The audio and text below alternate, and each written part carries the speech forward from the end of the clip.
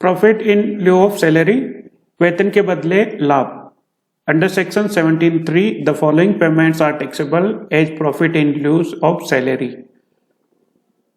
धारा 17(3) के अनुसार निम्न वेतन या निम्न भुगतान वेतन के बदले लाभ के रूप में कर योग्य है, जिसमें फर्स्ट है the amount of any compensation due और received by an SSC from his employer और former employer at or in connection with the termination of his service or the modification of terms and condition relating thereto। करदाता को उसकी नौकरी से हटाने तथा नौकरी की शर्तों में परिवर्तन करने के परिणाम स्वरूप अपने वर्तमान अथवा भूतपूर्व नियोक्ता से प्राप्त क्षतिपूर्ति या मुआवजे की रकम। नौकरी से हटाने के कारण दी गई क्षतिपूर्ति की रकम यद्यपि पूंजीगत लाभ कैपिटल प्रॉफिट है, परंतु आयकर अधिनियम की धारा 17(3) के अंतर्गत उस आय पर कर लगता है, चाहे यह राशि कर्मचारी अपने किसी अधिकार से प्राप्त की हो अथवा नियोक्ता की इच्छा से। दोनों ही परिस्थितियों में यह कर योग्य होगी। सेकेंड, एनी पेमेंट ड्यू और रिसीव्ड फ्रॉम हिज एम्प्लॉयर और फॉर्मर एम्प्लॉयर। करदाता को अपने वर्तमान अथवा भूतपूर्व नियोक्ता से ड्यू अथवा प्राप्त कोई भुगतान, यह राशि नियोक्ता से व्यक्तिगत भेंट के रूप में यदि मिली है तो वेतन के बदले लाभ के रूप में इसे नहीं मानेंगे और यह भेंट या गिफ्ट कर मुक्त होगा। Third, any payment due or received by an SSC from his employer or former employer or from a provident fund or any other fund to the extent it does not consist of employees' own contribution and interest thereon। करदाता को provident fund अथवा किसी अन्य fund में से अपने वर्तमान अथवा भूतपूर्व नियोक्ता द्वारा देय अथवा प्राप्त भुगतान। इसमें कर्मचारी का स्वयं का अंशदान और उस पर ब्याज को सम्मिलित नहीं किया गया है, अर्थात करदाता को अपने नियोक्ता से प्रोविडेंट फंड के द्वारा जो भुगतान प्राप्त होता है उसे कर योग्य आय में सम्मिलित किया जाएगा। Fourth, any sum received from his employer और formal employer under a keyman insurance policy including the sum allocated by the way of bonus और such policy. Bonus on such policy.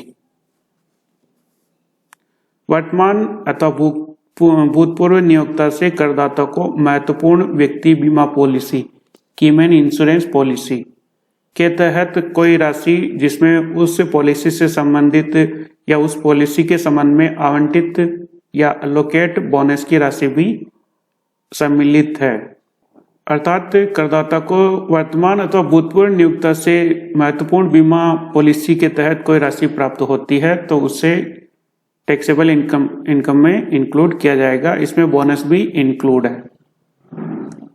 अब देखते हैं कि कीमैन इंश्योरेंस पॉलिसी क्या होती है।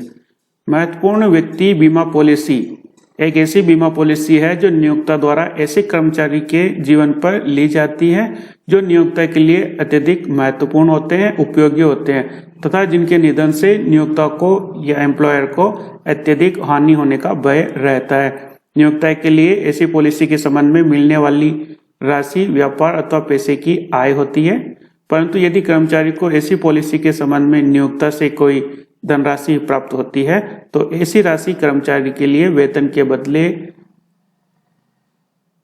मिलने वाले लाभ के रूप में वेतन शीर्षक के अंतर्गत आय होती है, टैक्सेबल होता है, उसको इंक्लूड किया जाएगा। फोर्थ, एनी अमाउंट ड्यू और रिसीव्ड वेदर इन लम्प सम और otherwise by the assessee from any person either before his joining and any employment with that person or after cessation of his employment with that person। करदाता को ऐसे किसी व्यक्ति से प्राप्त कोई राशि जो उस व्यक्ति के यहाँ सेवा प्रारंभ करने से पूर्व अथवा ऐसे व्यक्ति के यहाँ सेवा समाप्त होने के बाद प्राप्त हुई हो, ऐसी राशि एकमुश्त भी प्राप्त हो सकती है अथवा अन्य किसी प्रकार से प्राप्त हो सकती है। इनके अलावा कुछ ऐसे भुगतान हैं जिन्हें वेतन के स्थान पर लाभ में सम्मिलित नहीं किया जाएगा। इनमें से फर्स्ट है मृत्यु अथवा अवकाश पर प्राप्त ग्रेजुइटी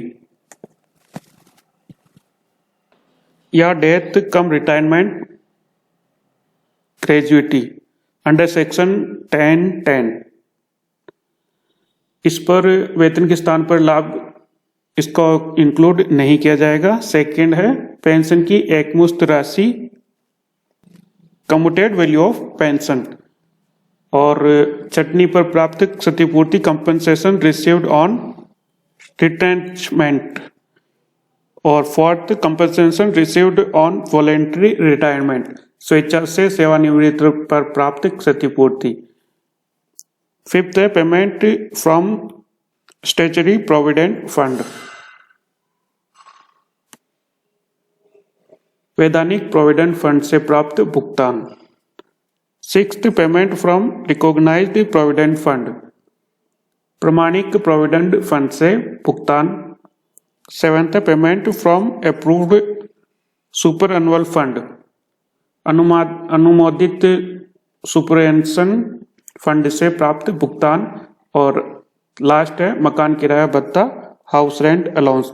तो इनको वेतन शीर्षक में सम्मिलित नहीं किया जाएगा या वेतन के स्थान पर लाभ profit in lieu of salary इसमें इनको इंक्लूड नहीं किया जाएगा। ओके।